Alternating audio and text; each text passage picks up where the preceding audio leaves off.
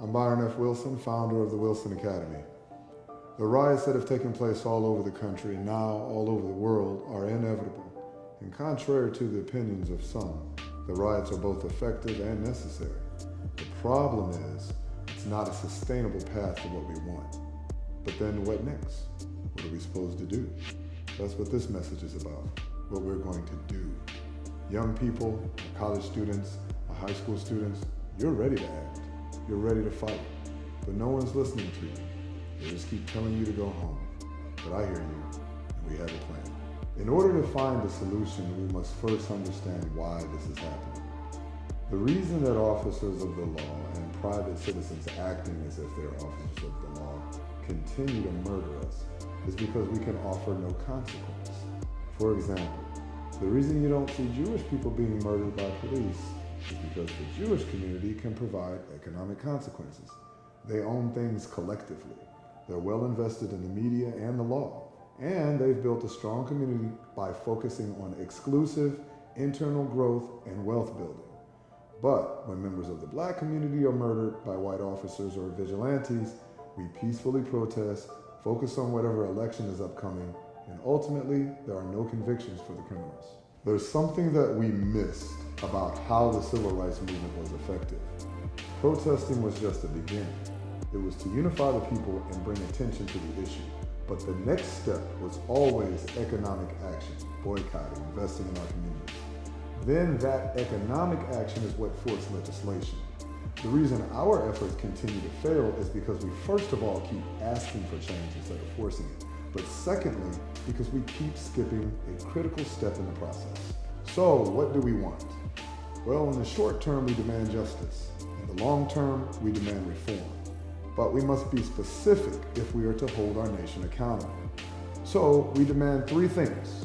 One, we demand convictions and equitable and appropriate prison time for all officers involved in the murders of Breonna Taylor and George Floyd and all parties involved in the lynching of Ahmaud Arbery. Two, we demand legislation that ensures independent review of public safety officers. And three, we demand a modification to the standards by which officers can be prosecuted. I'm sure you've heard people say, if you want change, get to the polls. Now, I'm not suggesting voting is useless, but the reality is voting will not solve our problems. In fact, we cannot allow ourselves to become distracted by political affiliations. The only way to get the change we seek is to show strength both economically and physically. So first, let's address physical strength. It is both irrational and un-American for us to continue to be met with force and not respond in kind. This is why we need all able black Americans to exercise their constitutional rights and legally acquire a firearm. Perhaps Ahmaud Arbery would be alive right now had he been able to defend himself against the thugs who lynched him. And under Georgia's Stand Your Ground laws, well, he would have been within his legal rights. To all my gangbangers, my Bloods, my Crips, GDs, folk, everybody, I'm asking you to help us protect our communities from the white supremacist groups who would harm us. You are already armed and you're not afraid to die. I hope that you see fit to call a truce and unite against a greater common enemy in order to protect our children, our mothers, our sisters, aunties, and grandmothers. Now we must address how we fight economically. America doesn't particularly care about black life. If it did, we wouldn't still be facing what we're facing right now. What America does care about is black dollars. So we have to start speaking America's language. Effective immediately, we will only buy food from black-owned restaurants. This does not apply to grocery stores, as we don't feel there are enough black-owned grocery stores nationwide at this point to accommodate the initiative. However, there are many grocery items you can find on sites like WeBuyBlack.com. Now, our Black-Owned Restaurant Initiative means that you will need to avoid many of your favorite restaurants, but you will discover new Black-owned favorites. And you must ask yourself, what's more important? Understand that this is only phase one of a larger plan. We will implement phase two in the weeks to come. But this is something that everyone can do. So what's the point? And why will this work? According to both Nielsen and the CDC, black people eat more fast food than anyone. By diverting our billions of dollars, we will accomplish two things. One, change is not free. Supporting only Black restaurants keeps our money in our communities, money we can ultimately leverage to create the changes we all want to see. And two, it uses our money we're already spending anyway, to create powerful billionaire allies. These companies will do what is necessary to get our dollars back. And if that means helping us to meet our objectives, well, then that's what they'll do. There are a few important notes to make when concerning this plan. This is not a boycott. We are not punishing white businesses. We are simply consumers who are making a choice to exclusively support Black restaurants in the strategic interest of justice and reform. Please note that we are exclusively supporting Black-owned restaurants, not minority-owned. The terms Black and minority are not interchangeable. So, to my Chinese, Korean, Arabic, and Indian restaurant owners, we have nothing against you personally. But if we don't do this now, there will be none of us left to buy your products anyway. If a franchise location is owned by a Black person, eat at that location exclusively. We will not harm our own people. There are websites like eatblackowned.com that you can use to find Black-owned restaurants in your area.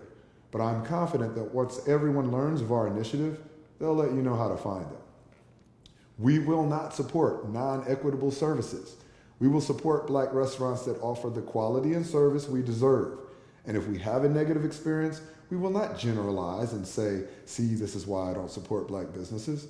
We will simply express our concerns to the management, and if we so choose, we just won't go back to that particular restaurant, just as we would behave with a restaurant that isn't Black-owned. This is not a one-day event. Did you know that the famous Montgomery bus boycott lasted over a year? 381 days to be exact. It takes time and consistency to have impact, just as it took time and consistency to implement the racist constructs we are fighting. We will continue with our strategy until our demands are met. At times, this will not be easy. You will be tempted to stray. But please accept that there can be no change without sacrifice. A brief message to white Americans. We don't hate you. We don't hate America. We just need it to work for us in the same way it works for you. Please stop saying all lives matter.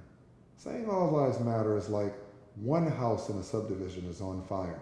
The fire truck arrives and you ask the fireman to douse your house with water, even though it's not on fire, because your house is important too. We've been asking for equality for hundreds of years now.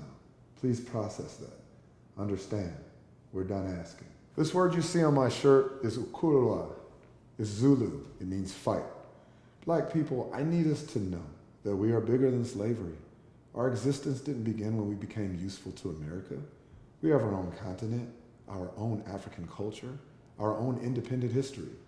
We are better than begging to not be murdered. The time has come for us to fight, and now we know how. Now, this plan cannot work if people don't know about it. So if you do nothing else, it's important that you share this post or the link to this post on all your social media. And whenever you mention the plan, please use the hashtag #HowWeFight. You can find a hard copy of the plan at thewilsonacademy.org. Remember, #HowWeFight. Share the post.